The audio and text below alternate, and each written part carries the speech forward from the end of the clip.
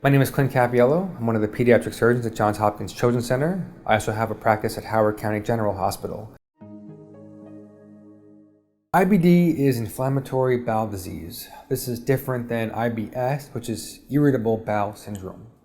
Inflammatory bowel disease comes in a few different varieties. The two most common that we see are Crohn's disease and ulcerative colitis. Both do have an onset in the teenage years, some younger, but generally we see these kids after ongoing abdominal pain, weight loss, crampy pain, frequent diarrhea, and occasionally bloody bowel movements. Crohn's disease tends to affect the small bowel, usually the end of it, but may involve the colon or anywhere from the mouth to the anus. And ulcerative colitis, as the name implies, is usually isolated to just the colon. Patients usually don't tell their parents right away that they're having diarrhea, particularly our teenagers.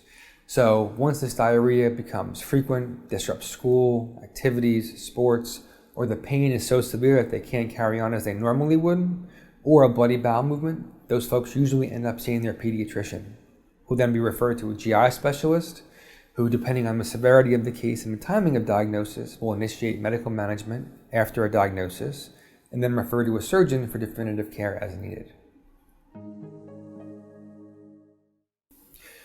For patients who have IBD, there's elective surgery and emergent surgery.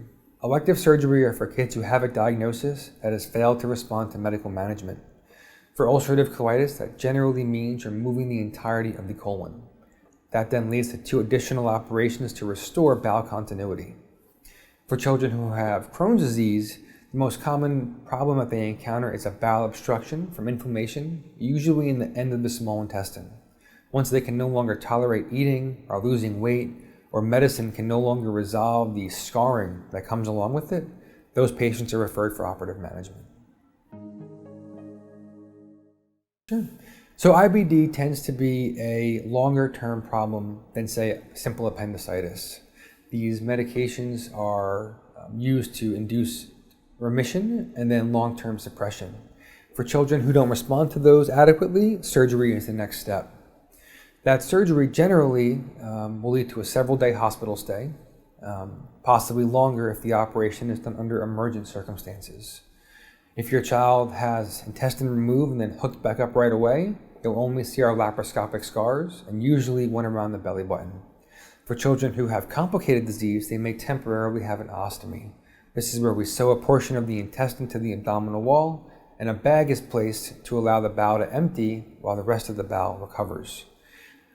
Children who end up with an ostomy generally don't have one for life. We have multiple options for restoring bowel continuity and removing ostomies, but that process may take anywhere from 6 weeks to 3 months. Procedures for inflammatory bowel disease carry a different prognosis. Ulcerative colitis, if the entire colon is removed, generally that is curative for the problem. That being said, we do leave a small piece of rectum to facilitate people having continence, and that small piece needs to be surveilled over time because there's a risk of ongoing inflammation and long-term cancer. Usually a GI doctor will coordinate that care as they move from pediatric to an adult patient.